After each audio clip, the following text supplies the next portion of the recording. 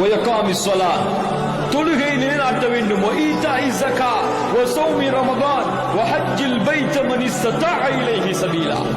நோன்பு நோக்க வேண்டும் ரமலானுடைய மாதத்திலே.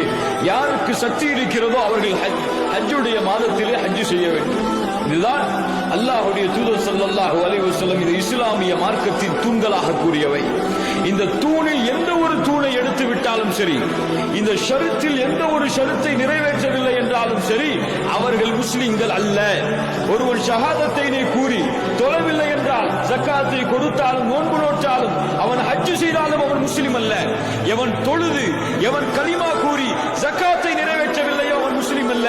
எவன் நான்கில் ஒன்றை இழந்தாலும் அவன் முஸ்லிமாக கருதப்பட மாட்டான். அல்லாஹ்வுடைய நம்முடைய பார்வையில் தொழுகை இல்லாதவர்கள் முஸ்லிம்கள், நம்முடைய பார்வையில் ஜக்காத்து கொடுக்காதவர்கள் முஸ்லிம்கள், நம்முடைய பாதையில் நோன்பு நோக்காதவர்கள் முஸ்லிம்கள். அல்லாஹ்வின் பார்வையில் அவர்கள் முஸ்லிம்கள் அல்ல.